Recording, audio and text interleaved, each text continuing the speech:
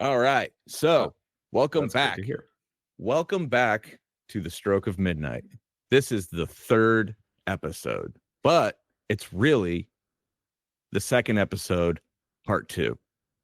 Dorian, what are your thoughts thus far on my nonsense? I love it. I love your nonsense. I've been a fan for years. But what I really love is that we're on episode 3 and we're already subdividing our episodes into part 1, part 2. So that episode 3 is actually episode 2, part 2. So then episode 4 will actually be episode 3. Exactly. And then before you know it, it'll be like episode like -4 or something. Mm-hmm. We're going to go back in time because we have to go revisit David Lynch at some point. So that'll be episode 1.3, but it'll actually be like episode 13. We're just going to move the decimal point. I love this. This is a great organizational methodology, I think. There we go. Yeah, because then it's like, it doesn't matter. Just listen, just listen, absorb. So in 10 weeks, we're going to do David Lynch part 2. So we got a bunch of episodes to figure out in between that. I also feel obligated to say that David Lynch, I believe, would fully approve of this approach. Yeah.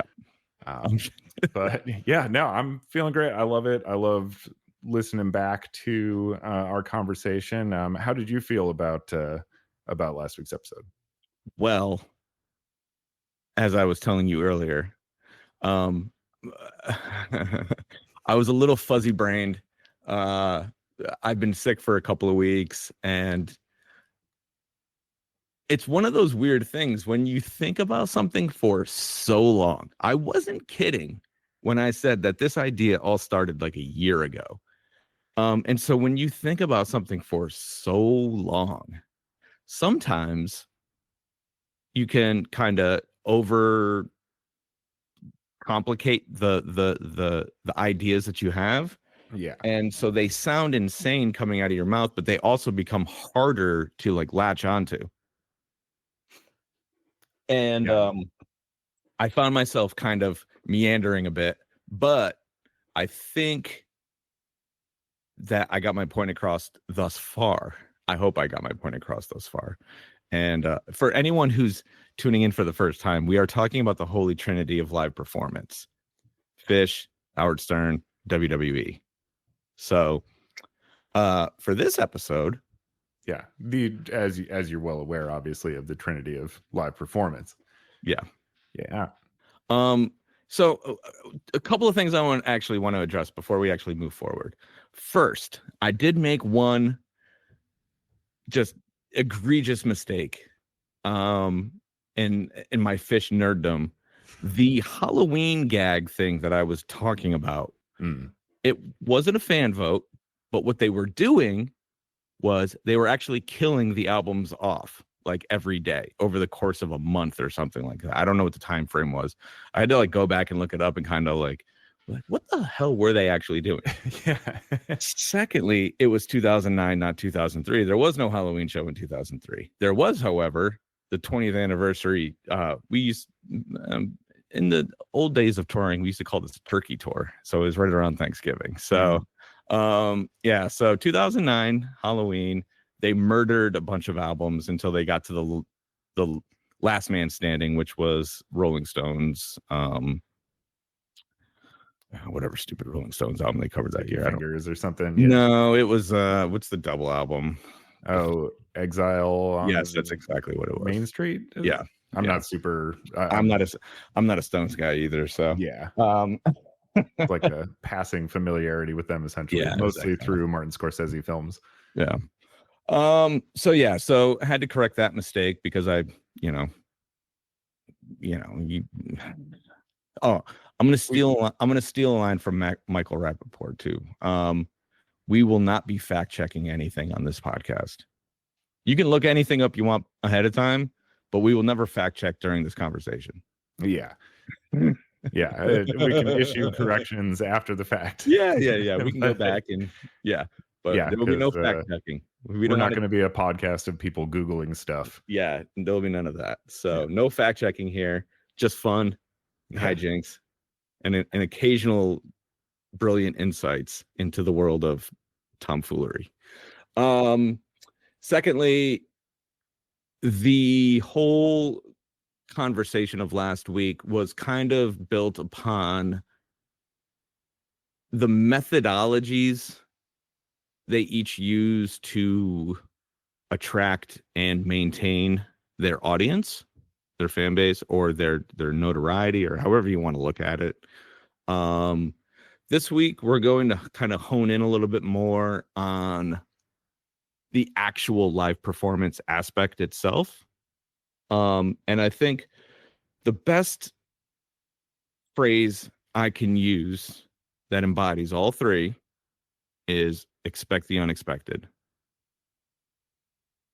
It's really the, the most important, but also like the most difficult thing to accomplish in a live performance setting, because as anything gets bigger and bigger, as the machine grows, right, there are so many moving parts and there are so many things that you have to take into consideration, whether it's your production elements or whether it's, the amount of people involved in the actual performance, so like in Howard Stern's world, he has on-air personalities that are all part of, they're all staff members, they all have real jobs, but they're also characters in the show. In WWE, there's a roster of 200 wrestlers, and on any given moment, 10 of those wrestlers might go away because of injury or contract stuff or whatever, and 10 new guys show up. In Phish, they may have it the easiest when it comes to this aspect, but they also have it the hardest. Mm-hmm. And because they've established the idea that no two shows are the same. So from a musical standpoint, the band has already established all of their techniques on how to be spontaneously creative. They've been around for such a long time that they have a massive catalog of songs to choose from.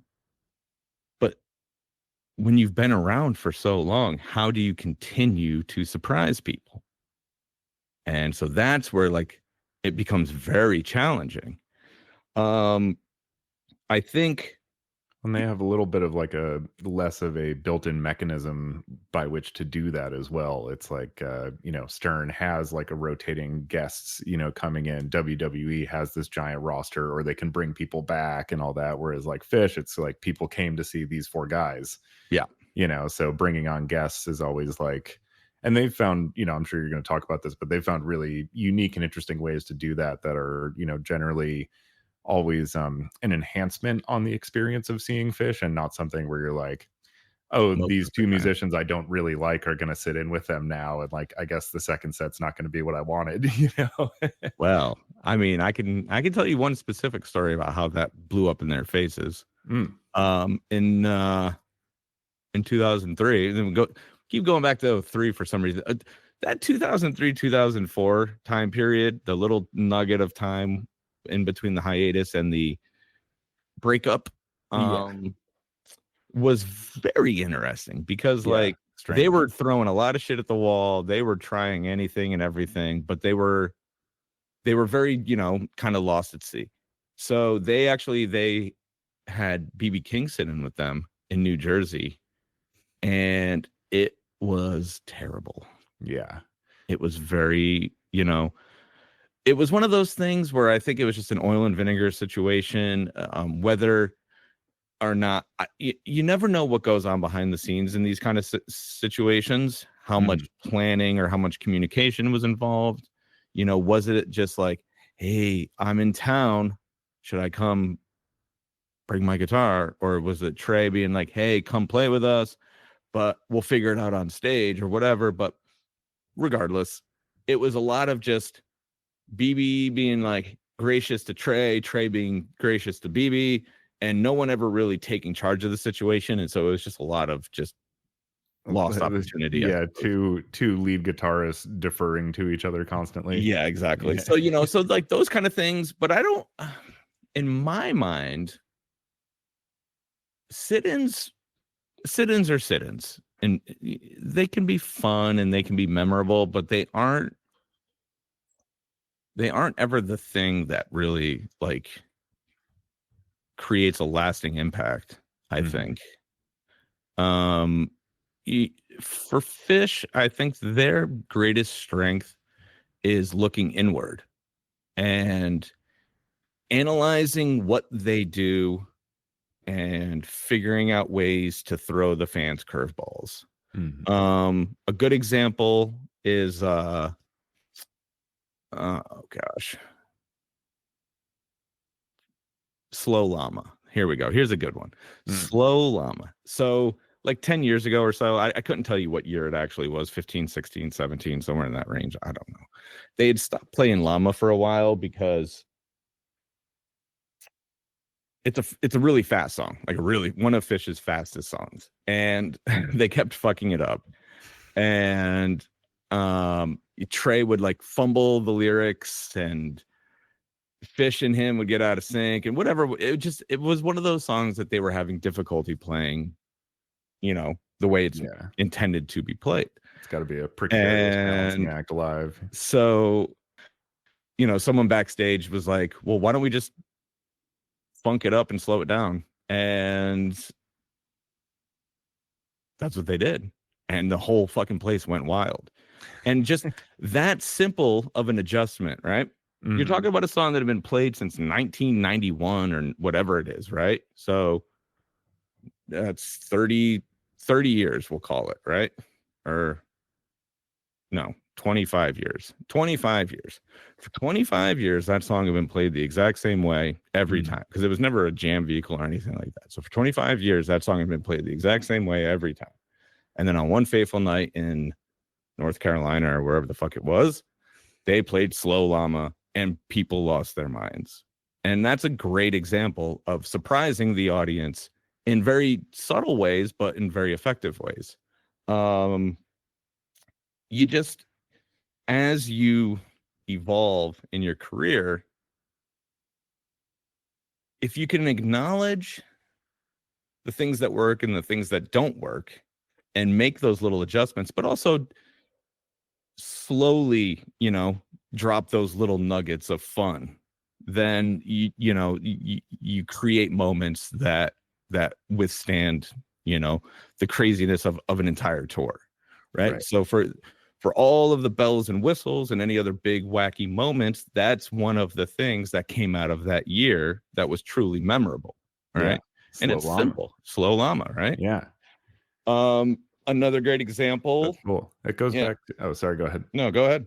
Yeah, I mean, it goes back to what you were something we touched upon last week, in terms of the way that these performers engage with their audience, and this theme kept coming up of like this just sort of brutal honesty, not necessarily brutal, but like unflinching honesty, that these performers have share with their audiences. And a moment like that, as simple as it seems, is like another one of the resulting moments of that honesty, where it was like, hey, they had to be honest with themselves and with the audience that like, we can't play this, the way negative into a positive. Yeah, exactly. And they found it a different way of going about it, and brought it, and just on a whim brought it to the audience, because it was like, hey, that's we're following our creativity and our sort of path through. Sometimes it has profound ideas, sometimes it has simple seemingly silly ideas, but that could be fun, and we go out there and do it, and everyone just like loses it. But yeah, that was something when you brought up the recap of last week, I just kind of wanted to mention on that point as well, about just like this kind of honesty that all of these groups have. Because that's been a big. I think it's it's important to like, when you are able to be honest with yourself, because that's really what it comes down to, right? Then you're able to, you're in a better position to acknowledge everything that's going on around you. When you're comfortable enough to be like, man, we really just don't have this anymore, but let's see how we can maybe approach it from a different angle. And that will ultimately yield great results more often than not, because like, you know, obviously there'll be pushback from like certain people and be like, oh, this is stupid or whatever. But like, you know, if you're having fun and like everyone's in on the joke, and that's like a big part of, you know, the importance of that established audience. If you keep these people with you long enough, they become part of the inside to a degree. They're in on the joke. Mm-hmm. Then it gives you the freedom to tell more jokes and have more fun and create these, you know, situations. And here, this is the other specific example that I've been thinking about. In 2010, I had done like that was like the biggest year of like touring I had like followed Phish around for. Mm-hmm. And so over a 5-show period, I had gotten, well, I don't want to actually say what I had gotten. So we're just going to break this down. So in Hershey Park, before I actually tell this story, I'm going to backtrack a little bit. Another part of this whole like concept of like expect the unexpected is you have to have some ground rules set, some formulaic aspects to your performance, right? So like think like Mike's hydrogen week up, like the Mike's groove thing in Phish. Yeah, right. That was something that was pretty much a standard setting of songs. Those 3 songs always went together. And then eventually they pulled hydrogen out and they put something else in its place, and it became a cool thing. And then they would sprinkle in different things. And so like the Mike's groove thing has evolved into this bigger sort of, you know, bubble of song possibilities. But as they kept doing it more and more, it lost some of its wow factor. Mm-hmm. Right. So, and then it probably became cool for them to go back to playing I Am Hydrogen in there. Exactly. Right. Yeah. And so as you play with, are we going by the formula today? Are we breaking the formula?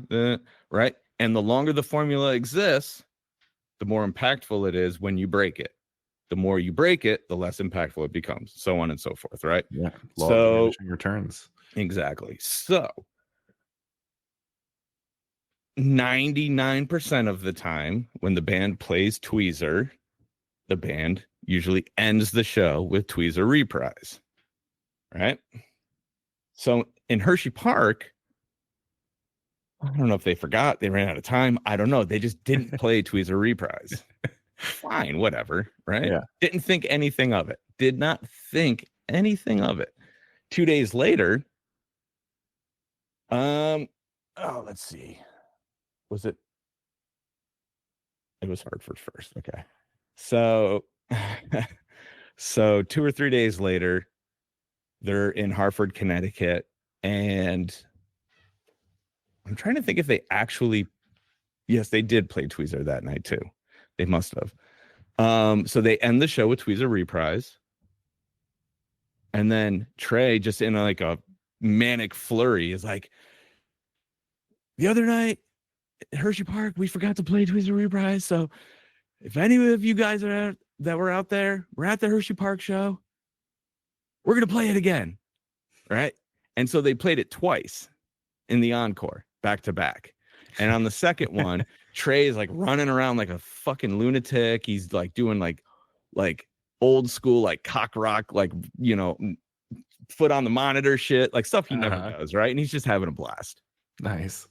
So the very next night in Saratoga Springs, they opened the show with Tweezer Reprise and then ended the show with Tweezer Reprise. They took something that was so formulaic for decades and just completely blew it out of the water. And they played 4 Tweezer Reprises over the course of like, you know, 24 hours. No, not even. Oh yeah. It was back to back. So in 24 hours, you got 4 Tweezer Reprises. And like to this day, after, you know, 200 Phish shows, like that is one of the most like visceral memories that I have, of following the band around. And it was such a simple thing, but it was just one of those things that just had so much impact. And, you could be like, man, why would I want to hear the same song 4 times in such a short period of time? But if you're familiar with the song, it's a very short song. It's 2.5 minutes long. It's just a guitar riff. It's all energy. And that's kind of the point, was just like, we are having so much fun. We are just going to be completely ridiculous right now. And it's those little things where you can really signal to the audience that, like, all right, these nights are special. And it's stuck with me, 15 years later. Like, that is one of my favorite Phish memories of all time. It's interesting hearing you elaborate on this point a bit, because it's really making me, just again as a filmmaker, like, and you and I having talked a lot about movies, and especially that, like, Hitchcock was a big one for you. Yeah. It makes so much sense to me hearing you talk about this, like why Hitchcock is, as a filmmaker, like someone that you're drawn to, because he plays with like these same ingredients so brilliantly. I mean, he's kind of one of the original guys to, like, he kind of created the conventions that are like the conventions of cinema. He wasn't even taking conventions and subverting them. Like, he invented those things for all of film to have. And then he was the one who was like, nah, I'm going to do this now. But he would still use those same sort of like expectations and the ways that he would build suspense in like the first half of his career. He used in films like Psycho and stuff like that, where he really like broke the mold. But, he knew that you were coming in knowing what Hitchcock did. Yep. And so he would play with that. And exactly like you're talking about, sometimes you'd get, what you expect from Hitchcock, but those other times, like one of his specific, exactly. Like one of his specific examples he always used, because he did this a lot in his movies, was like, have somebody get a time bomb and set a timer for 10 minutes and put it in a room. And now you've got 10 minutes of suspense. Yeah. Because like the people in the room don't know it's there, but we do. And so we're waiting for someone, 9 times out of 10, somebody shows up and like stops the bomb. But like one of his movies, I can't remember if it's Sabotage or Saboteur. I think it's Sabotage. Yeah, that'd be the later one. I think Saboteur was earlier. I think so. Yeah. Yeah. But the bomb goes off. Yeah. And people were fucking shocked. I mean, they actually like kind of rebelled against Hitchcock a bit at that. They were like, no, you can't, like, we had an agreement, the bomb was never going to go off. And he let it go off. And he was like, hey, that's just, sometimes that's what's going to happen. And then in like another movie, it'll be like, while these people are trying to run and save it, some guy's secretary comes in the room and is like, oh, what's this? And just like throws it out the back window or something. And it like blows up in a dumpster. And like, that's how the bomb gets dealt with. So, but yeah, he did the same thing. He was very aware of the kind of expectations, and that over a course of a career, that there's very much like people don't even consciously recognize some of them, but they just like subconsciously expect these things to happen. And when they don't, they get this jolt. Yeah. It takes coming back. Yeah. It takes a ton of self-awareness, but like taking the time and effort to actually look into what it is you do and what you have been doing. And then from there, you say to yourself, what can we risk to lose? And what can we risk to gain? And how can we kind of shuffle the deck and play with all of this stuff that we've already established? And what cards get thrown in, what cards get thrown out, and so on and so forth. And it's something that I don't think enough people take the time to actually do. To like sit there and assess everything that you've done before, and say to yourself, like, what do I want to move on from? What do I want to take with me as I move on to the next phase? What do I want to, what threads need to stay, and what threads need to evolve, and what threads need to get cut? And the longer you do this, the greater that tapestry becomes, And then, the more opportunities you have to play these games with people. Yeah, I've definitely think, being in the arts, of course, comes with a certain amount of introspection. I think generally. So it's easy for those of us who are engaged with creativity to like kind of think we know a lot, maybe more about ourselves than the average person, and feel kind of like we're connected with ourselves. But like until you actually look back at the work that you've produced, as you're saying, you don't. Yeah. It's amazing how many things that like I didn't even realize I had done like 3 or 4 times, until I did them 3 or 4 times and I looked back at everything and I went, oh shit, wait a second. Yeah. I have a tendency to set up a scene in this manner, or create expectations through in screenwriting and film. They call it planting and payoff, where the Chekhov's gun is the classic example of if somebody pulls out a handgun in act 1, somebody's probably going to fire it in act 3. Yeah. But yeah, so those types of elements that I just never even consciously considered. It just like, to me, it seemed like the right way to tell the story or shoot the scene in a way that in the moment maybe wasn't like super obvious, like, oh yeah, no, I'm doing it because of like these 5 specific reasons. It just felt right. But yeah, after you do enough of it and you amass a little bit of a body of work, and if you do actually take the time to look back at it, the amount of self-reflection and self-knowledge that you can gain from it is, in my experience at least, like unparalleled. Oh yeah. Well, that was the whole reason why from basically day one, I started sharing every painting that I was doing on Instagram. I did it completely selfishly. Yeah. So I did not care if a single person took interest in them.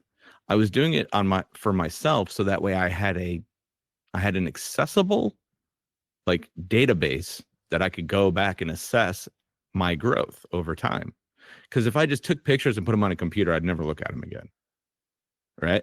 But having them in that Instagram feed allowed me to just like on any given day, just be like, scroll up.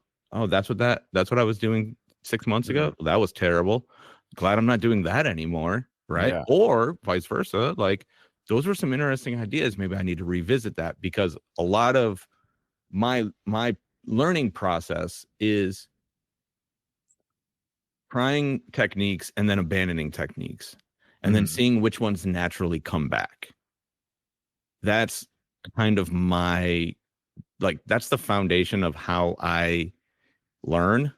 Yeah. Is to learn an idea or a technique or whatever, and then intentionally walk away from it. And if that technique finds its way back into my workflow, then it's something that will stick with me. But I don't labor. If you love something, let it go. Yeah, I don't labor over things like that. Like, I'm not going to sit there and like, think about it like a basketball player, right? Like, Michael Jordan probably did, 1,000 turnaround jump shots every day for 10 years or something like that, and it was just like, this is my move. This is what I'm going to, right? Yeah. And now, is it something that naturally happened, or is it something that he discovered was like unguardable, whatever? But like the idea of like focusing all of your energy and all of your intention into this like singular idea, in my mind, is counterproductive to creativity. So like, if something comes back naturally, then I'll work at it. But that's usually this is like long-term training, I suppose.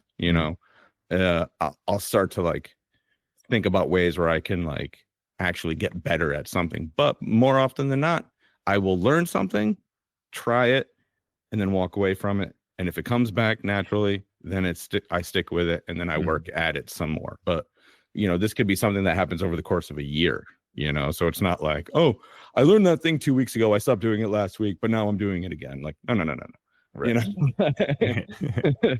Well, because So sometimes they just don't have their, their application in the right place also. Like, you might stumble across a technique or an idea that's, like, really compelling, but for what you're doing at the time, it doesn't fit. yeah, And there's definitely been times I usually, in those instances, personally end up spending, like, 2 days trying to shoehorn it in, yeah, and only to, like, realize what I already knew at the outset, which is like, no, these two things have no business interacting with each other. But it kind of goes in the toolbox, and and eventually later on at some point it hopefully finds its proper expression. yeah. But it seems like that's kind of how Well, and what you're talking about a little bit with techniques. yeah, and this is kind of like this is the last part of the like Phish portion of Hmm. this is they have a similar way of approaching jamming styles over the course of a tour or over the course of maybe a few years. So like I remember in the 90s, um in the mid 90s when they really started to get big, they were really getting into like dissonance and like quote unquote evil Phish. Like there was a Hmm. lot of like the big tweezers and the split open and melts. They were all very like minor chord, dark, evil jams and stuff. And those jams sort of like naturally started to progress, but then they became like a thematic element. Hmm. And that was like the like sort of like flagship thing that they did for a few years. And then as you moved into the late 90s, the whole like cow funk era began. And I think like, as they were recording certain songs and they were experimenting with different sounds, they found themselves like, oh, we like this like funky thing now. And a lot of like the evil jam stuff started to like get pushed into the background. And then like the funk jam started to like become, the foreground of what the thematic elements were. Hmm. And so like you can go back, if you go back and kind of listen, there's like the short-term storytelling, which is kind of what we talked about with like the slow llama and and the tweezer thing. And then there's like the long-term storytelling of like, okay, this is the style of jamming that's going to kind of be in the forefront of what we're doing. It's not to say that we're not going to do everything else, but like there's always sort of a thematic style of jamming that kind of takes precedent over the course of maybe a tour.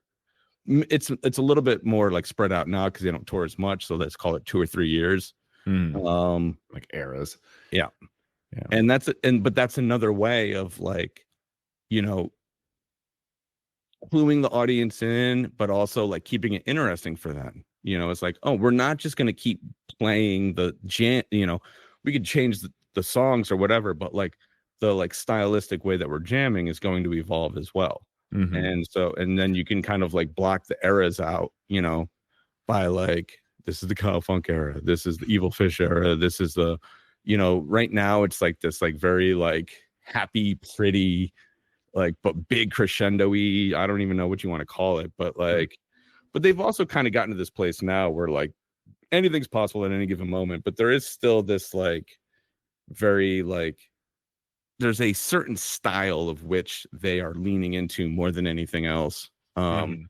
And I think that's like a very interesting thing that maybe gets lost on people sometimes, is like you're actually witnessing them consciously go in certain directions, without you even maybe realizing it, and it's going to change, Hmm. and you may not like that change. Right. Like I'll be honest, I'm not the biggest like Phish funk person. Like there's a lot of cool stuff that happened in 97 and 98 and 99, but there's a lot of boring shit too. It's funny, that's because that's actually right when I got into them, Yeah. at first, and like that stuff really attracted me at the time. That Yeah. sort of cow fun, when they were playing like when they were playing like MoMA Dance and shit like that, and really kind of leaning into those kinds of like real groovy funk stuff. That's what initially got me into them. But it's interesting too, though, with you pointing this out, because it's like it's another, for the fans at least who are aware of what you're talking about. It's another version of expecting the unexpected. Like Yep. now, this theme, when they moved from dark Phish to cow funk Phish, if No one Cowfunk saw it Fish, coming. Yeah, no one saw that coming. yeah, exactly. But then when Cowfunk Fish did a Darkfish jam, every once in a blue moon or whatever, Yep. everybody was like, "Oh shit!" Like, Yeah, exactly. it really came out of nowhere. I remember, um, uh, it wasn't well. They didn't quite go dark with it, but the first show that I ever saw was Alpine Valley. I don't remember, like 98 or something like that. And they played, I had I had heard some bootlegs and stuff, and of course listened to like a live one, and it was still pretty fresh, pretty green as it were. But so that was sort of my impression of them. And then they played this like 27-minute version of Fluffhead. Oh wow. Yeah, I and know it what was you're talking about. I mean, it's one of the rare jammed out versions, which they actually did that recently. They finally okay. like jammed out Fluffhead again, and it was like a very big deal. Yeah, it Yeah. was like it got super like trancy, and just went into all these territories that like I'd never really heard them. And to be honest, at the time I didn't really know what to make of it. I was kind of like, but I wanted to like dance to groovy funk tunes, just like having this like, artistic moment on stage for everyone to watch, which I came to appreciate later that like I was there for it. But at Yeah. the time I was like, this isn't Yeah, what I signed up for. I go to Phish for the exact opposite reason. I go to Phish to be psychologically skull fucked by just madness. Yeah. The simpler, dancier bullshit that they play, like the more I'm just like whatever. And Please play some chaos. I want the chaos. Right. And that's where I ended up getting to also, because it was kind of like when they'd get into like a groovy, funky jam, you're like, yeah, I've heard this before, like it's sure it sounds nice and it's cool and all, but yeah, when they really get like when you get those moments where you could tell, like they're really doing something right now, and like they have maybe even less of an idea of what's going to happen next than we do, yeah. Oh yeah. Well, because they're just listening and responding. But that's kind of the whole point, of like the audience thing, right? Where it's like they're channeling the energy of the audience, they're channeling the energy of each other. And then from there, it's like, what is this new thing that we can create? That's it, right? Mm-hmm. And but within that, there are all of these like rules and limitations and things that they've created for themselves, so that way it just doesn't spiral into chaos every night. And then they allow themselves those opportunities sporadically to really just descend out there into the ether, and those are ultimately those are the ones that become like the standout moments over the course of a tour or whatever. Mm-hmm.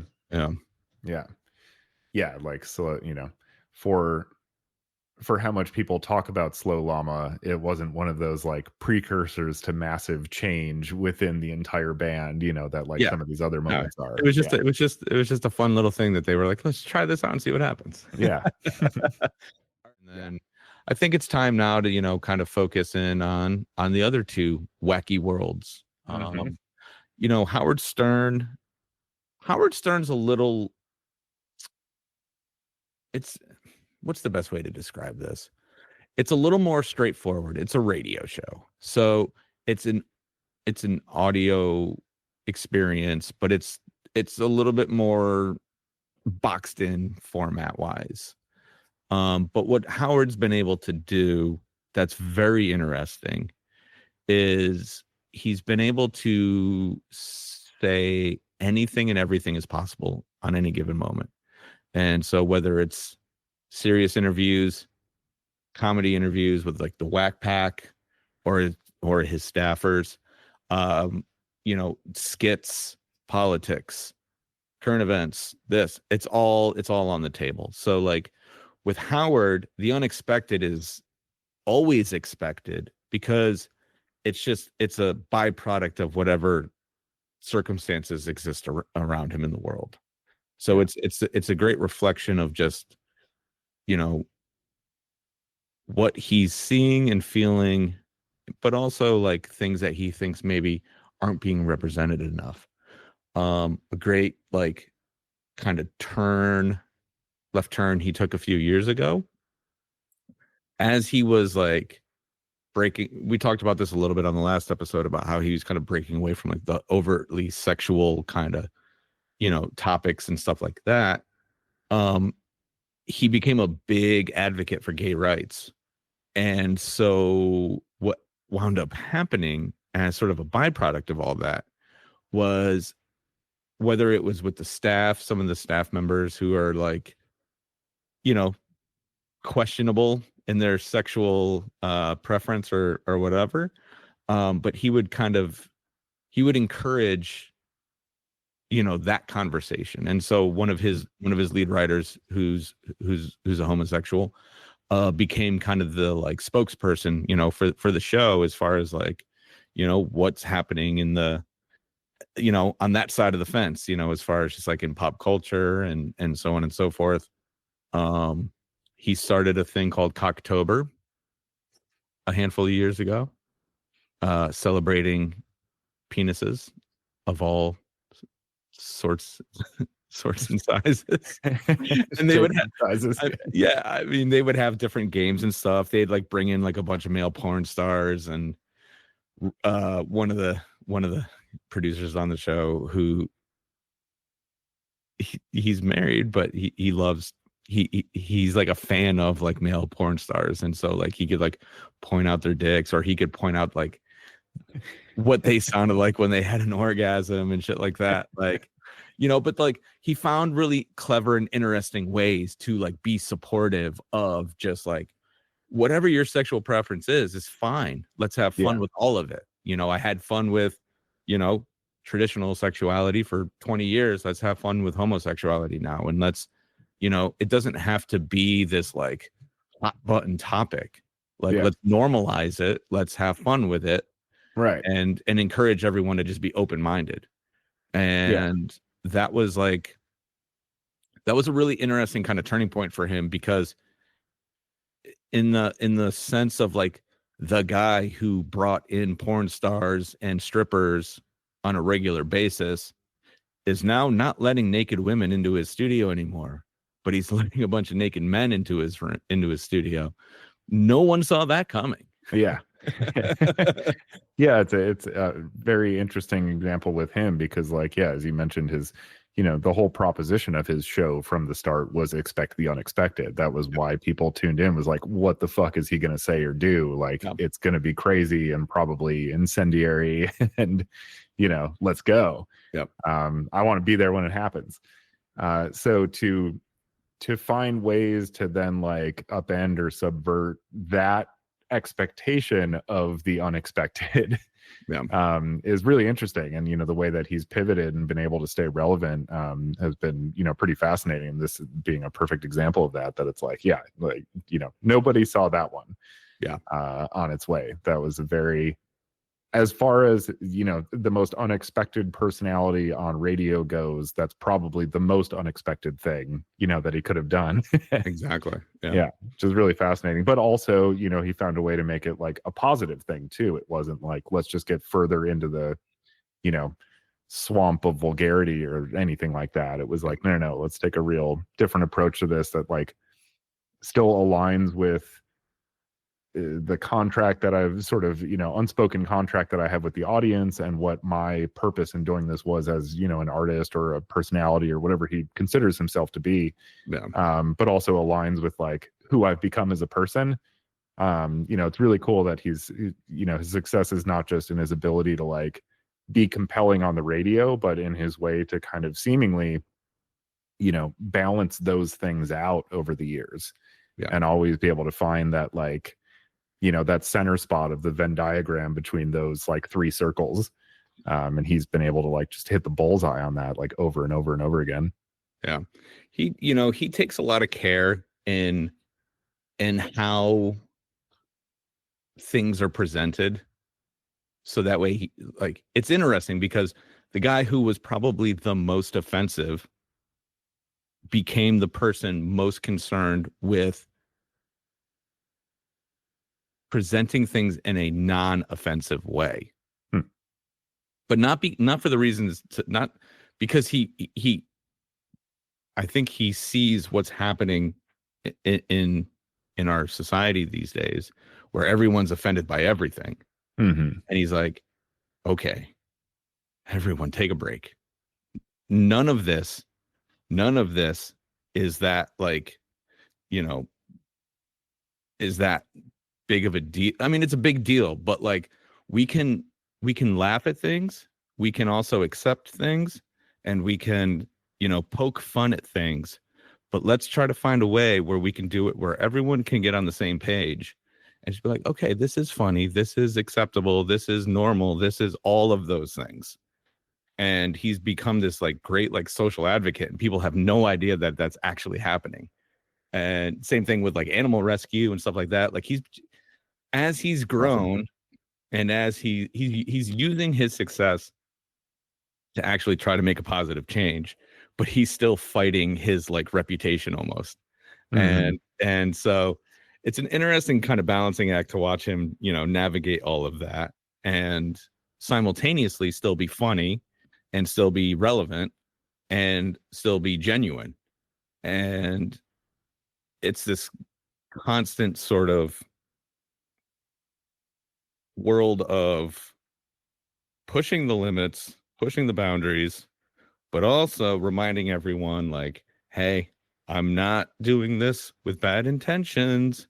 I'm Right. actually here to help you, you know? It's kind of incredible that Yeah. the impetus for cleaning up his act a bit was the fact that offending people has become low hanging fruit. Yeah. Yeah. You know, it used to be everyone took everything as a joke. So Yeah. you had to, you know, you had to go real extreme to get people to like react to it. But now everyone takes everything very seriously. Yeah. So, you know, you don't even have to make comments that are half as offensive or even a quarter as offensive as what they used to say, you know, 20 years ago on radio. And people will be up in arms about it. So it's like, it's interesting that that's, you know, and good for him that like kind of reading the situation, understanding it's like, okay, no. If this is like if this is actually contributing to like people's deteriorating mental health and like potentially even like social elements, then like, yeah, we should back off from that. But also it's not challenging to do anymore. It's not funny anymore. It's just like, you know, anybody can do that now. He's probably the most misunderstood person in like that I can think of for a number of, because like even back then his whole intention was to like get people to like chill the fuck out. You know, he took a crazy approach then, and he's taking a more like strategic approach now. But like everything is done with the intention of like we're all way more similar than we are different. And if we can get out of our own way and accept that, then everyone could just be much happier and live a much more like, you know, fruitful life. Yeah. And it's, you know, Yeah, look, I'm saying this outrageous stuff, but 20 million people are listening, you know. Maybe exactly. it's not as outrageous as we all thought it was. Exactly. Yeah. You know, and there were times where he definitely crossed the line, and Oh, yeah, for sure. he'll be the first one to admit it, you know, but you have to, you know, the other thing too to think about, like if you've never performed live, you know, whatever the circumstances are, right? When you get to a certain point in your career, you stop thinking about what you're doing in the moment. You're just you're doing, you're not thinking, right? And so if the thing that you're doing is talking, you're going to say things that maybe you wish you hadn't have said. And it's really, really hard to put that, you know, genie back in the bottle when it comes out. Mhm. And so like, you know, I think he suffered a lot from that like notion of like words come out. Maybe sometimes the intentions don't follow the words that came out. And how do I fix this? And he, you know, my wife's a great example. She's like, all I ever hear them talk about is sex. And it's like, yeah, but that's not the show.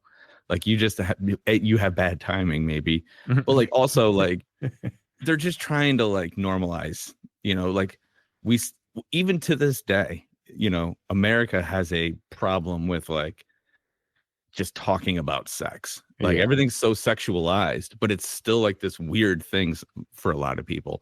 Mhm. And, you know, to laugh about it or to even just acknowledge it sometimes is a problem for people. Yeah. And that was always it's been remarked upon that, like, you can like blow people's heads off or mutilate bodies on like network television, but show anything remotely sexual and like NC-17, like, heavily restricted. It's there's definitely like a prudish societal norm. It's a weird here. It's a weird, and it's a mostly American thing. Obviously there's like other countries or whatever that have their weird like limitations, restrictions or whatever, but like in terms of like entertainment, like if we just keep this in like the box of entertainment, like we're way more uptight than they are like in Europe and stuff like that, but beyond that, it goes to like, so you take all this stuff that we were just talking about, right?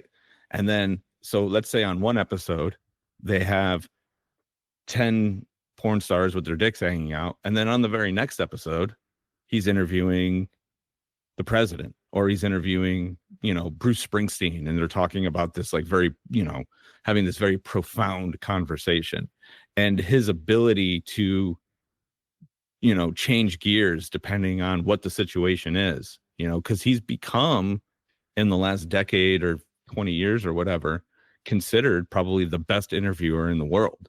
And it's because he can be funny, but he can also be deadly serious, and he knows how to get things out of people that no one else can, because he's the one who basically invented this long form interview style that's used on so many podcasts and stuff. When you think about TV, like when you think about like the Tonight Show or even 60 Minutes or whatever, 7 minutes, 15 minutes, every once in a great while you'll get the like special interview that's 30 minutes or something like that, but it's all chopped up and manipulated and so on and so forth. He's like, no, this is a 90-minute interview with this person, completely unedited, live, boom, here you go. And so like a show that's able to present all of these things on any given day is so remarkably unique. Yeah. And, it's becoming less unique now, I suppose. But even still, like, when you think about like Joe Rogan, he's interviewing comedians, actors, activists, politicians. He's interviewing all these different people. And the tone of these interviews can be dramatically different. But that's the show, is just the interviews. Stern still has the phony phone calls, and he still has the skits, and he still has the personal stories, and he still has all of these other things. And it's this giant pot of just, content that, you never genuinely know what's going to happen from day to day. Right. Yeah. You never know what's going to come up in today's ladle. Yeah, exactly. And it's just the cauldron. Yeah. Yeah. To me, it's the most like, that's why I consider him part of this trilogy, is like, or Trinity or whatever. There's a million musicians out there who are great performers, right? But how many people, like how many, whatever, how many, whether you're, a musician, whether you're a theater person, whether you're like Saturday Night Live, whatever, the scope of what he's able to give to people is greater beyond anything that he'll ever get credit for, and way greater beyond what anybody who's not a fan of him will ever understand. Yeah. I mean, it's amazing that, essentially, like, sure, he's got a whole studio and all of this support, and I'm not going to say he's like this, DIY bootstrapper, but like at the end of the day, he was exactly.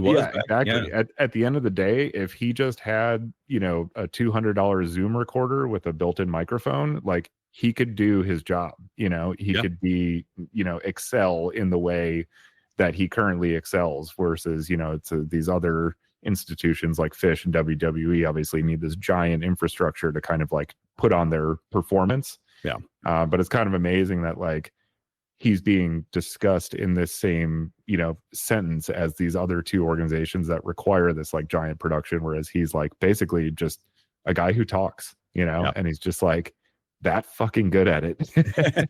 Yeah. Which is like a really remarkable thing. I mean, not to discredit the talents of like the members of Phish or like, you know, other performers or anything like that. But like, I mean, Jesus, what a crazy thing to be like, I'm that good at talking. Yeah. You know, that I've built like a multi-billion-dollar empire out of like my ability to just put words together. Yeah. So, He's the king of all media for a reason. Remarkable. Yeah. Oh man. So Howard, we love you. I hope you sign on for another few years. If any of your guys are listening to this, Blit, hopefully. But yeah, so with that, you know, our last and possibly greatest institution, our friends up in Connecticut, the WWE. So when I think about the psychology of performance, this is actually a term that I've taken from the WWE. The psychology of wrestling is something so misunderstood and so very mysterious that I will never be able to explain it as well as other, you know, people within, you know, within that world. But what I do want to kind of convey here is that there is so much more to wrestling than meets the eye. And like when you see, let's start with the very basics. Good guy, bad guy, right? It's the basis for any good story, right? Good guy versus bad guy, good versus evil, right? Within their world, there's two ways to tell the story: on the microphone, in the ring, right? You have your promo time, you have your matches. So it's always obvious who the good guy is and who or almost always obvious who the good guy is and who the bad guy is when they're talking. One guy is usually more charismatic. The other guy is usually more, you know, aggressive, or will say some shit that, you know, stirs the pot, whatever. But like in the ring, there are physical mannerisms that they use to tell this story. And generally speaking, like, you know, the bad guy will be the aggressor and the good guy won't break the rules. And there's all these little nuggets of information that they are subtly telling you that says this is the good guy and this is the bad guy. And it's always interesting to me because like they will find ways to break those rules where the good guy can break the rules without becoming a bad guy and stuff like that. And like, you know, in the expect the unexpected, you know, realm that we're discussing, there's like a classic match from, oh, what is it? WrestleMania 15, 16, I don't remember. 12. No, it's not 12. I don't know. It doesn't matter. Somewhere in the tens. So there's a term called a heel turn, right? Which is when a good guy becomes a bad guy. Usually he betrays his friend or does something crazy, or there's a classic, one of the classic ones for the old school wrestling fans is when Shawn Michaels super kicks Marty Jannetty through the barbershop window during a promo thing. They were a tag team for forever and they had a falling out, and Shawn kicks his partner through the glass. That's a heel turn, right? Okay. The most difficult thing in the world to do is a double turn. Make the good guy the bad guy and make the bad guy the good guy. Mm-hmm. And what's widely considered one of the greatest matches in the history of WrestleMania is Bret Hart versus Stone Cold Steve Austin. Mm. And in that match, they successfully pulled off the double turn, and Stone Cold became the good guy and Bret Hart became the bad guy. And if you are interested in doing this, if you go back and you watch the match, you will see how the physicality of the match changes about 5 to 6 minutes through the match. And they kind of swap places in how they are actually wrestling each other. And there's this incredible beauty to the idea that like what is considered fake is actually very just like elaborate, and it used to be more real than it is now. They used to actually hit each other, and they used to get really, physical. The way that us wrestling fans like to describe it is it's predetermined. The winner, they know who's going to win the match. How they get there, sometimes they know, sometimes they don't. And there's cooperation in how they interact with each other. But they are very much hitting each other at times. And they are very much hurting each other all the time.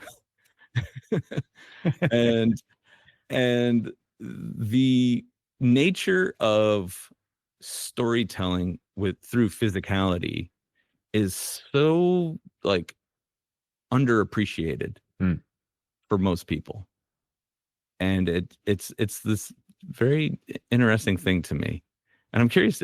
So you went and saw that show with me, back in Chicago. Yes. Did you pick up on any of that?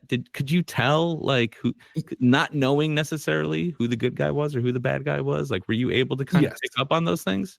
Definitely. There's a lot, because I mean, it overlaps with a lot of things that we do in film, as far as like production design, which would be like costuming or set decoration or things like that, where you include things that sort of subtly point in a direction, for a character based on, because you want it to be realistic. Like, hey, this is this person's personality. What would their space look like? How would they dress? And for me as a director with actors, that's actually one of the first things I generally do with actors is have them walk and start talking about their character while they're just physically moving their body through space, and like kind of how does that change based on like your personality, and like how we're going to play this character, and how is that sort of like either convey or reinforce things that we know about them or we'll find out about them in the story. And so definitely there was a lot of stuff. I mean, there's some really very obvious ones. The heels definitely have that much more like cocksure kind of attitude. They come out very, as you mentioned already as well, very just extroverted and in everyone's face. Like as soon as they walk out the door, they're like just forcing their presence on everybody in the room, and like I'm the best, and like cheer me on, and all this stuff. And then the good guys have a much more kind of like, nobody, I wouldn't go as far as to call anybody humble so much, but they have a much more kind of like take it or leave it, I guess, kind of attitude when they come out. There's the like the like stereotypical like kind of rah like go team or go us, sort of like presentation. When you think of like Hulk Hogan and everything, it was always like, you're acknowledging the crowd, and you're trying to like connect with the crowd, where the heel is almost like pushing the crowd away, and that the body language kind of that's like some of the most basic sort of elements of like, I'm with you or I'm against you. Right. Yeah. And the heel doesn't care. He's gonna come out, in fact, he wants to get a rise out of you. There's gonna say something that is guaranteed to like, put everyone against him, in the room, but like that's what he wants. That's the reaction he's feeding off of. And then to further that, when you start getting into these like the complexities of the storytelling that they're trying to do, because like ultimately like the stories serve a couple of different purposes. There's either like the personal grudge, they're going for the title, or those are really the two. And like, and then sometimes you just have the like, this guy's just out to just kill everyone or whatever, like the renegade sort of thing, and it's like, oh, we gotta stop him. Some people just want to watch the world burn. Yeah, exactly. So there's and within like the storytelling aspect of all of that, as you get the like the swerves and such, and like that, and that's where like the heel turns, or even like the the good, when someone becomes a good guy or a bad guy, like those are generally unexpected. Now sometimes you can see them coming a mile away, but when someone betrays someone, it's usually usually the person being betrayed, it's usually to their benefit, because that's like the first mountain that they climb, like the retribution thing, right? Sure. Then leads them on to like greener pastures of like going for the title or something like that, you know, Right. like It's gonna that. put everyone on their side because they're the aggrieved party. Exactly. And Yeah. so like, you know, they call it putting heat on someone, you know, and so like when you want to get heat, it can go either way. The louder your boos are, the hotter you are. Then you're like the best bad guy. And then the louder your cheers are, the hotter you are as the good guy, right? And so you can put heat on either side, but you know, the intention is to get the loudest reaction, whatever that is. And then you eventually, you know, and the big goal is to have that major match at WrestleMania, the biggest bad guy versus the biggest good guy. The two guys that are getting the loudest reactions from the audience are more often than not the people that you want fighting each other, you know, at the biggest show of the year. Mm-hmm. And so all of these little, you know, sort of like subplots that they have throughout the year is all a means to an end to figure out who those two people are going to be. And it can change for whatever number of reasons, but they will always lean into those changes, like we kind of discussed last week, where it's like, all right, well, this person isn't getting the reaction that we want, but that dude over there is. So how do we get him over into this, you know, storyline, so then that way we can put him up in that match instead of this other person. And that conversation with the audience is the end all be all. You know, they want to put the people in the best positions to succeed that the audience is getting behind. And that, like, the nature of that relationship makes wrestling just constantly dynamic and unpredictable and just so incredibly entertaining. It never, even when wrestling sucks, I'm still entertained by it, because there's something there that, like, sometimes I'll be the first to admit it. Sometimes it's one of those, it's so bad, it's good situations. Mm-hmm. And you just sit there and you just laugh at it. I'm like, I cannot fucking believe that they're doing this right now. But it's still entertaining. And it never ends. There's no off season. And so you just keep going for the ride. And you say, all right, well, they're in a downtime right now, but man, once it gets good, it's going to get really good. And like, and we're in that little turn right now where it's getting really good. And the best part is, like, the internet thing, like, the people on the internet, man, like, people that live on like these like Facebook groups and stuff that just love to talk for the sake of talking. Like, they love the sound of their own voice, even though they can't hear themselves, you know, keyboard warriors and all that shit. The sound of their own typing. Yeah.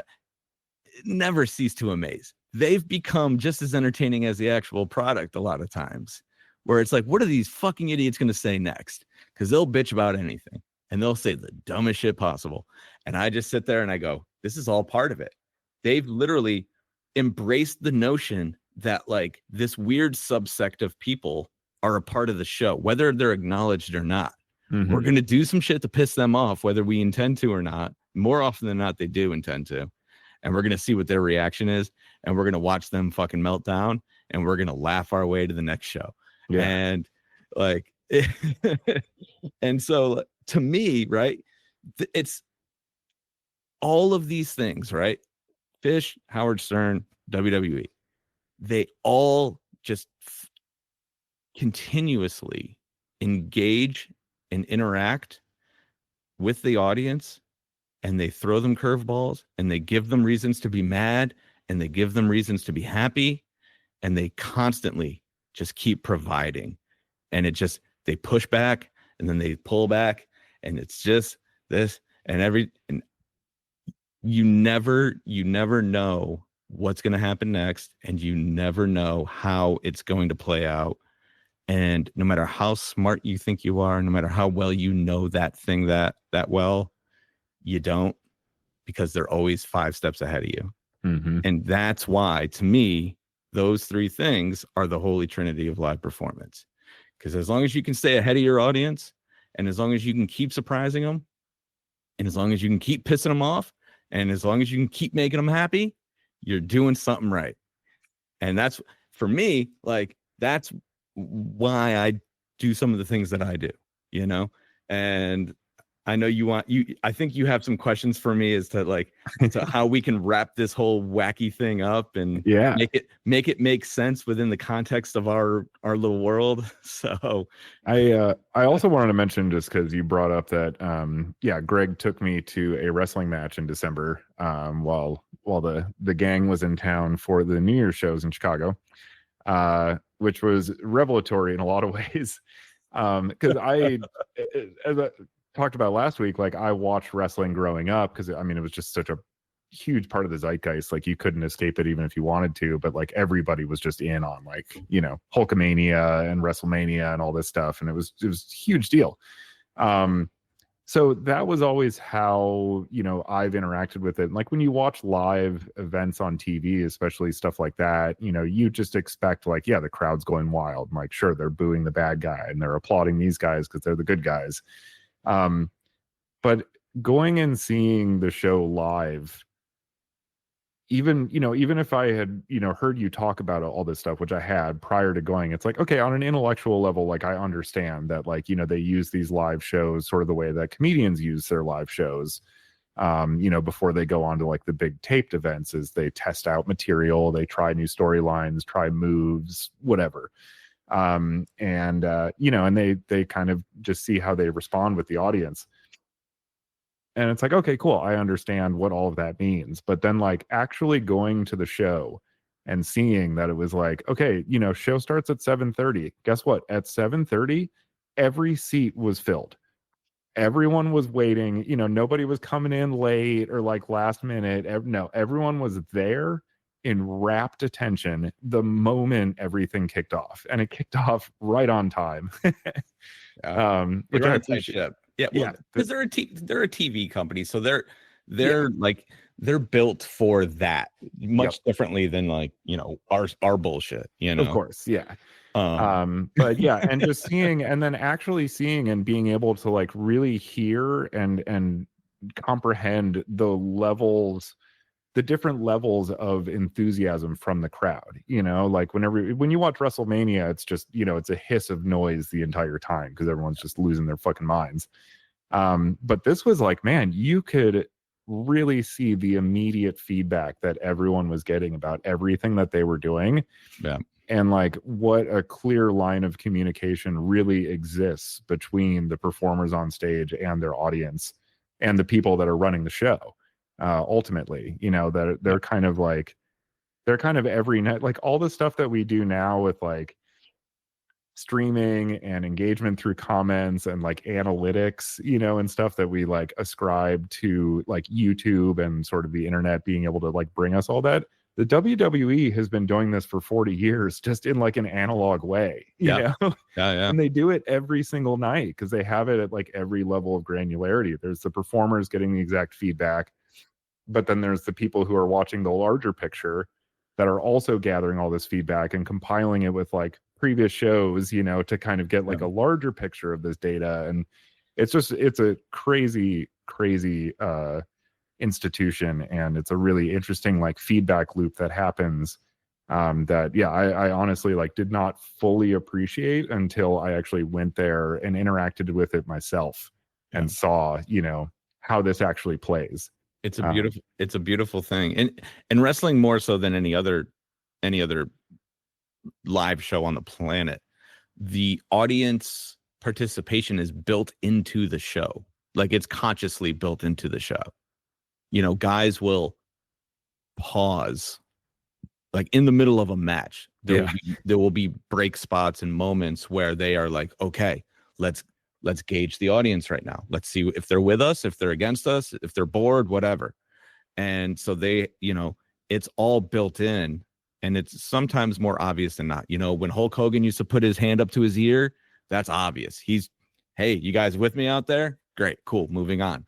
Mm-hmm. You know, other guys will, you know, just take that moment and if that, you can feel and you can see the buildup within the audience. And if he's like, okay, they got more in him, he'll wait that extra 30 seconds or 20 seconds or whatever, right? And he'll let it just keep building and keep building. And the best know how to how to cut that thing off right at the crescendo, and also let it just sit for as long as they think they need to.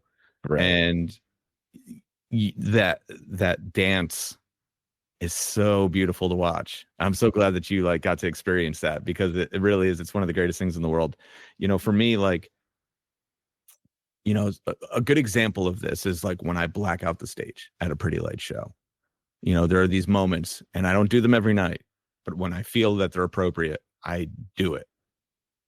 And my rule is, if I think I've done it long enough, do it for another 30 seconds. And let it build, and let it build, and let it build. And then when that moment finally happens and the lights snap back on, it's like the greatest, you know, feeling in the world, because every time it happens, that building loses its fucking mind. And that's something that I learned from professional wrestling. If you think you've done it long enough, just keep waiting. Yep. Yeah. That's awesome. And it's the greatest. Yeah. It's yeah, you know, it's funny, I hadn't made that exact connection, but like you know, again, on film sets, like I'll do the same thing sometimes, where it's like, you know, talk to the actors like this is the part of the script that we're filming, you know. But then like when after they say like the final bit of dialogue or perform the final action that's like really needed for the shot, I usually wait another 5-10 seconds before I call cut. Yeah. Because it's just kind of to like see what happens. Yeah. And you know, and there's that little bit of tension that sometimes sometimes it just gets awkward and they kind of look at you like, what, are we done? You know. But sometimes like a moment, you know, kind of happens there where they have a reaction where, you know, that actor kind of like sits with the feeling that the character is left with for a moment. You get this like reaction and, you know, things like that. But obviously a little bit of a difference, since, you know, when I call cut, that's when all the tension like leaves the room instead of like jumps back in. Sure. But you know, the principle is the same, that it's like kind of there's an element of patience that's involved with these things, and that's sort of like, yeah, you know, if going against this sort of, I don't know, I don't want to get like too out there with it, but you know, this kind of like, I guess, internal or like universal kind of like rhythm that exists, where you kind of, you know, in those moments you can kind of feel when like everyone kind of feels like this should end now. Yep. You know, and if you do it right then it's like, okay, then you've just done what everyone expected. But like, yeah, so you have this kind of like natural expectation that like, you know, if you're just in sync with the environment around you, you'll feel when everybody kind of feels like, okay, now this is getting like, why is it still going on? Yeah. And if you have, you know, the courage to kind of like ride that for a little bit, but also the I don't know, sensitivity to understand when you might take it too far. Yeah. Well, that's the great like challenge in any, especially when you're improvising, is like, okay, if we can endure 10 minutes of bullshit, by minute 12, this is gonna fucking crush. But you got to get through those 10 minutes. Yep. You know, and you know, Phish is masters of that. Like there's a million times I could point out, a million times where they just had no fucking idea where they were, what they were doing.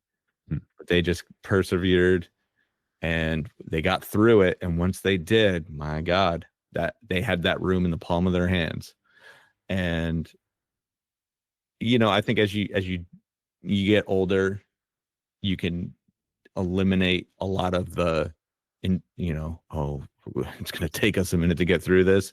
You find those ways to kind of bypass the what ifs, sort of, but you still allow yourself the opportunity to find that, like the hidden gems behind, you know, behind that wall or whatever.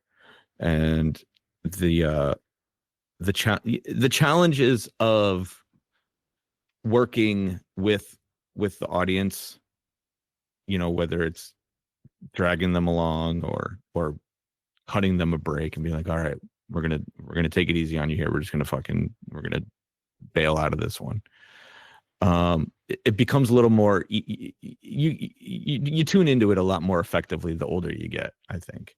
You know, when you're young and fucking full of piss and vinegar, you're just like, this is what I'm doing, and like whatever it is, and you just go. You know, that's every 20-year-old's mentality is go. You know, and every 40-year-old's mentality is, huh.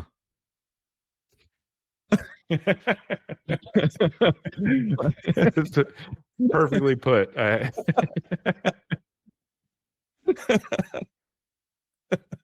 And yeah, and to any 20-year-olds listening, please do that. Also, this is not you should do. You should do that at 20. It's awesome. It's not a bad thing. It's not a bad exactly. Thing. It's the natural progression of being creative. Is like ambition and excitement, you know, embrace that for as long as it lasts, because it does eventually go away. And it's an exchange, you know, you exchange ambition for wisdom. And, you know, the journey, you know, they kind of crisscross each other at one point, and then the ambition kind of goes away, but the wisdom exists. And then you have this whole new bag of tricks at your disposal. Mm-hmm. Maybe you aren't as, you know, wild as you once were, but you are now more, you know, engaged or something. I don't know, but like, more dialed into your voice also as an artist. And the creative journey is a weird thing. And it's definitely like a grass is always greener on the other side situation too, where like, you know, when you're young, you're admiring all these like accomplished artists and like the amazing things that they were able to do. And then when you're older and you're a little more like discipline focused, you're like, man, I wish I could just like go out there and just go wild again, you know, like have that kind of like total disorder and that confidence that like everything I was doing was going to be awesome, you know. But it's like, now I know too much to think that, because I know how much stuff isn't awesome. Well, you know, the like the process of elimination, right? The further down the road you go, the more shit you throw out the window. Right? And so like, hopefully you just keep opening new doors of, you know, of opportunity. But if you just keep walking the same path, eventually you're going to throw everything out the window. You're going to have nothing left to explore. So that's the whole, you know, kit and caboodle of what this podcast is about. Keep opening doors. Absolutely. And don't limit the places you look for doors either. That's the thing. Because sometimes Howard Stern has a door for a lighting designer that he desperately needs. You know, it's a funny thing to think about, like, why would I be talking about these things? And it's simple, because I am not a typical lighting designer, you know? Like, I'm not just thinking about how do these lights look to all of you people. I am thinking about how do these lights make you people feel. And so for me to be able to have that influence, it means and meant figuring out how other things made me feel and then learning lessons from those things. And so, like, regardless of what that thing is, you know, my dog makes me feel a certain way. How does he make me feel? You know, whatever. Like, he's a goofball. Okay, so like, how can I be goofy and make other people feel that way? Right. So you think about, excuse me. That's a nod to Howard Stern. He loves burping on the mic. You know, and so like that's it, right? It's how do the things make me feel, and then how in turn can I make you feel? You know, there's a million people out there who can shine lights and make pretty colors and do all that bullshit, right? But how many lighting designers, or how many of anything, actually make you feel something? And that, I think, is what, you know, without being a pompous jerk, I think sets me apart from most of my peers, you know, is that intention and want to make you feel something. Yeah, it's not just like, how can I throw the highest tech thing that nobody's seen before, at you to make it like as, I don't know, Instagrammable or like whatever is possible. It's about, as you said, creating those emotions within people. And that goes back to what we were talking about earlier about that like need for introspection and reflection and like review of the things that you create to like understand, okay, I took, this feeling that I had and translated it as an expression in this form. Now I've got to go back and look at those things and think about them, like, how did those affect me? Yep. And then, understand from those what was or wasn't successful of your own approach to creating that effect, and then, developing it from there and refining it and getting it to a place, that I think definitely sets you apart from other lighting designers. And in a broader sense, I think a lot of the greats in whatever discipline or medium they work in, that's, if you boil it down as we've been doing with this Holy Trinity, you'll find that at the core of the entire endeavor is that constant, introspection, reflection, review, and revision process, that naturally comes up as a result of, people that genuinely want to do it for those reasons. You wouldn't, it's a ton of work and it's difficult and you have to like really reach inside yourself very far to, find those answers. Especially when you find things that don't work and you're like, well, shit, how do I deal with that? I think at the core, if you're actually motivated to do it in that fashion and create those feelings in people, then you'll feel the like need to do that, and it comes through in your work. Which I mean to you directly as well. At the core of it, we all torture ourselves incessantly to try to make this thing, whatever that thing is that we're doing, as awesome as we can. And that's it. That's the end of it. Right? Very true. Beat myself to death. Beat yourself to death. This person beats himself to death to make the thing that they're doing the very best possible thing that it can be. And it's not always the like obvious, for the obvious reasons. And that's, as people will see from this conversation, it's like, it's not the obvious shit that makes it awesome. It's all that other shit that just kind of flies by your head that you don't really maybe acknowledge. You might not be, just to go back to the wrestling example real quick, like you might not be dialed into the exact mechanics by which like the heel is moving his body and performing his moveset physically that, announce him or reinforce his position as the bad guy, but like you're feeling the effect of it. Yeah. And those are the things that really those are the best things, the invisible art, there's the overt art, which is like, the very visible forward client facing part of it, if you will. But yeah, there's so many decisions underscoring all of that like, if done right, have that psychological impact, even if you don't see those individual parts. Yeah. And that only comes from everything we've just been talking about, and that absolute need to make it as awesome as possible. It's like, you know what, even if nobody else notices this, I care enough to make sure it's there because I notice it. Yeah. And that stuff comes through a lot more often than people think. One of my film professors was very fond of saying, one of my writing teachers actually was very fond of saying that the more specific you get, the more universal you become.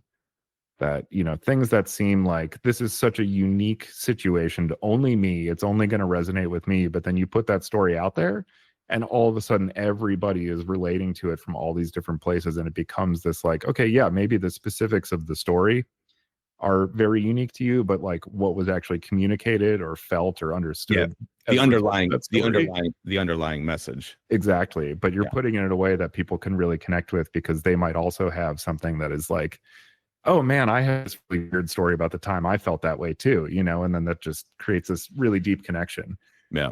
A level of understanding that you wouldn't get just from like going right at the subject, Totally. Yeah. Well, I think with all that being said, I think I've accomplished the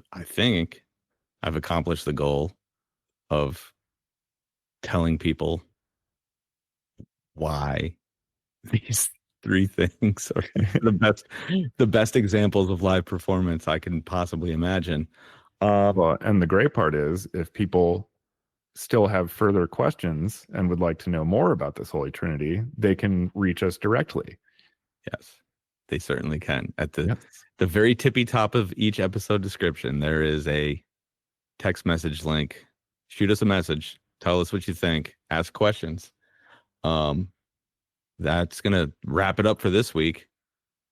Next week, I don't know what we're gonna talk about next week yet. We got a whole list of the topics. So Dorian and I are gonna talk offline and we're gonna figure it out. And until then, it's been the stroke of midnight. Thank you.